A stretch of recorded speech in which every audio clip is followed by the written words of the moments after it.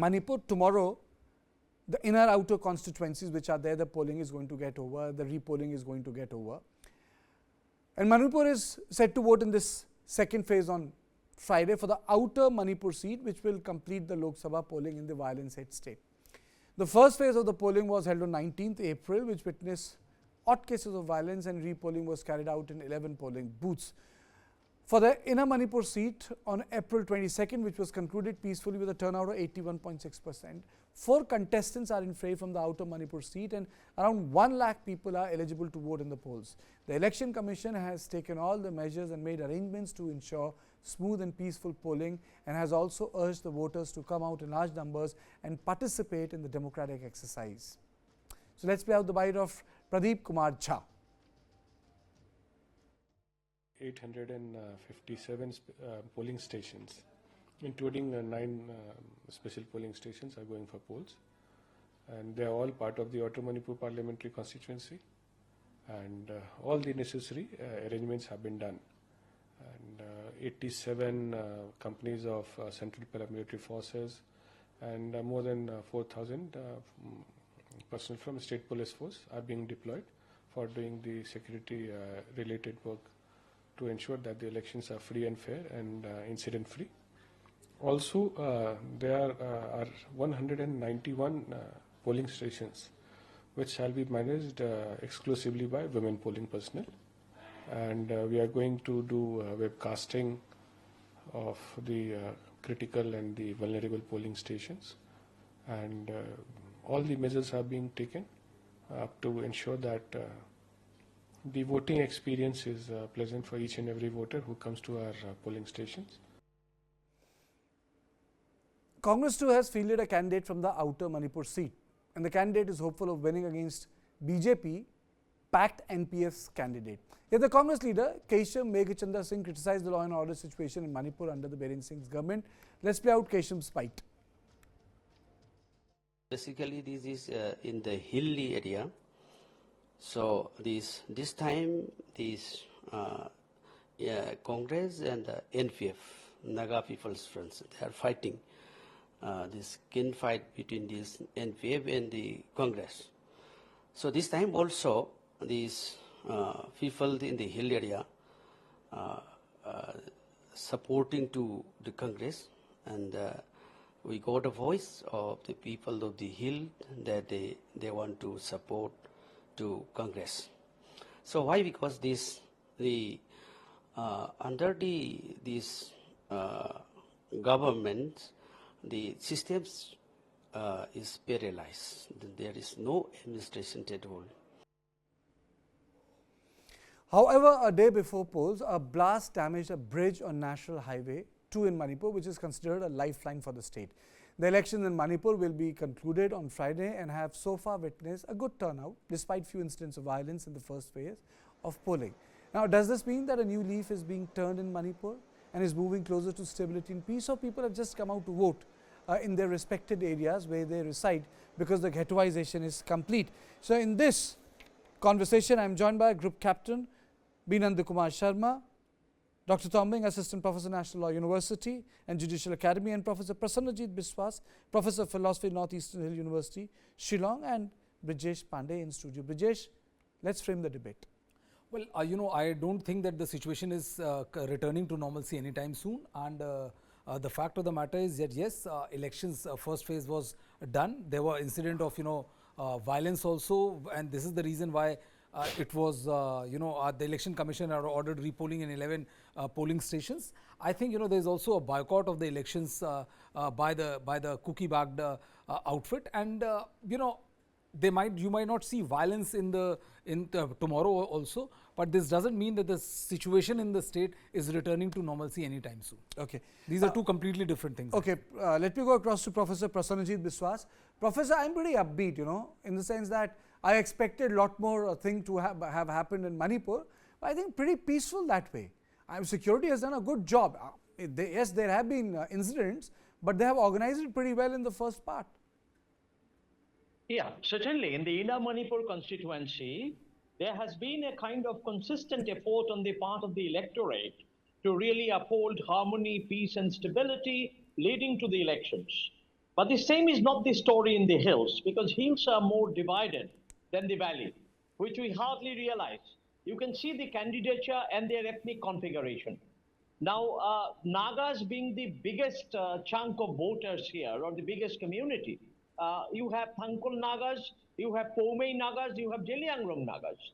And each segment of Nagas have pitted their own candidate.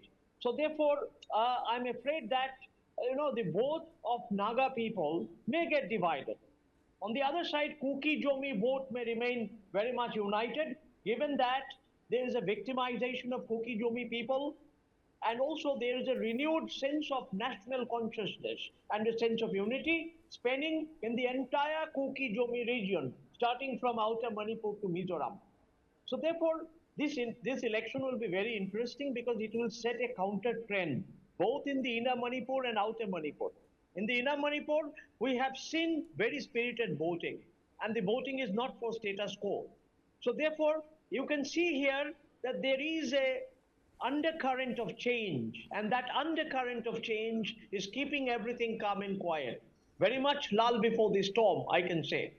So therefore, the situation in Manipur has to be read in all its nuances. I don't say that peace will break into conflict. No, conflict is prevented at this moment. There are multiple actors who have prevented the conflict, and state and election machinery definitely played a very praiseworthy role. The underground also played a very praiseworthy role, because they all wanted that a fair election should happen and people should be able to express their opinion and cast their vote freely, fairly, and without any favor to anyone. So there is going to be a pretty neutral and a very nice voting this time, contra 2019, I would say, in Outer Manipur. And the results can be expected anyway. It can tilt towards Congress, it can tilt towards NPF. These are the two main contestants. And results is still not very clear to anyone, any analyst on the ground. Okay, okay. Mr. Sharma, what do you have to say? It's going to be a different story in the hill areas? Yeah, in the hill area, am I audible? Oh, yeah, you're audible. Yeah. Yeah, in the hill area, there are 4 contestants, Mr. Alfred, Mr. Jimmy, and Mr. Allison, and Mr. Kojo. Out of these 4 candidates, people talk much about Mr. Arthur, and who is the INC candidate, and other one, Mr. Jimika, who is a Naga People's Front. So in these 2 these 2 candidates were counting as a main contestant out of these 4, and it may swing in any of the ways, because of course Kuki community have boycotted. However, I think in the internal understanding, they probably may be supporting the Congress candidate, as information received from various reports. So probably the BJP is also trying hard. Amit Shah ji came and campaign in Imphal, which gave a very loud message to the Kuki community also.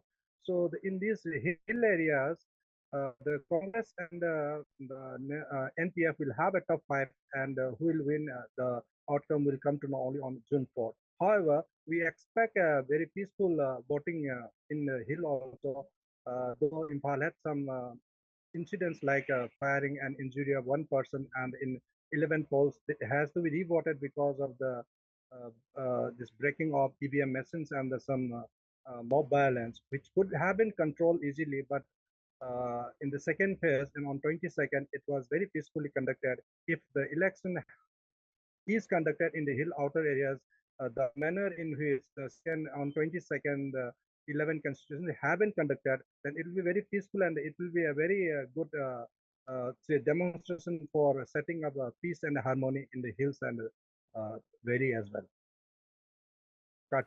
Okay. We are talking about elections, but after this election, do you think that with the new people in the fray, there can be some more conversation after the elections, some sort of a movement can take place? Because the election is to send people to parliament, but doesn't mean that the problem which exists on the ground gets resolved. It will not get resolved, because one community has announced the boycott of the election. You have to, and they are the key component as far as this conflict which is going on.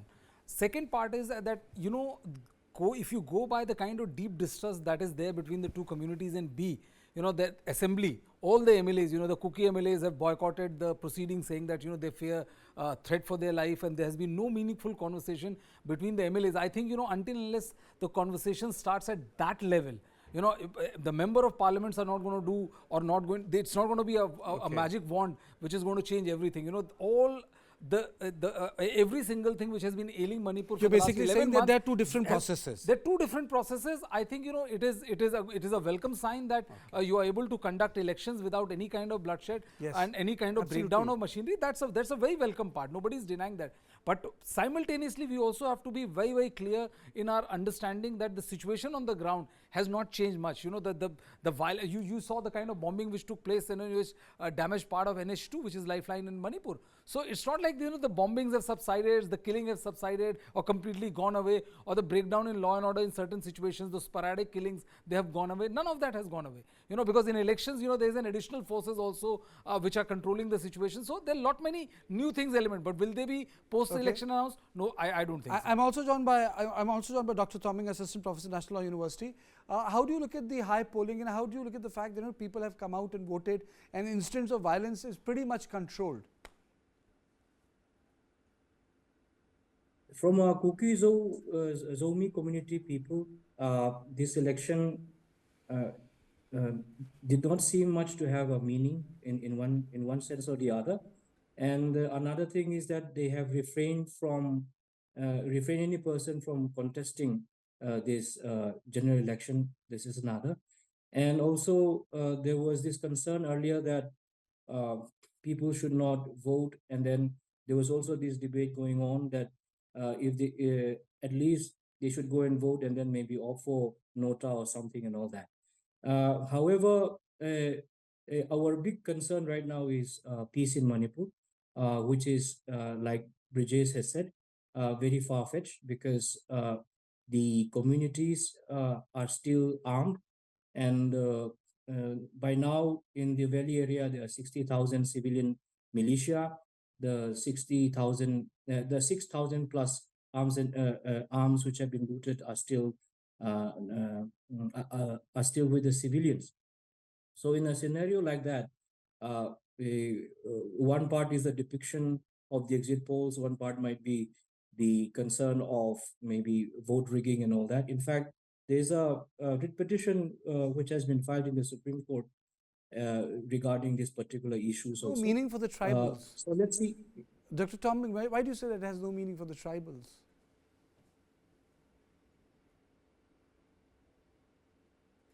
Why did you say that they have no meaning? The election. It doesn't have much of a meaning, and it doesn't have much of an impact, because the war is still on and people are still displaced, and access to education institution, access to employment, and then the idea of being displaced for people in the valley area and then for people in the hill area still remains the same. The status has not changed. And internally displaced people are trying to thrive.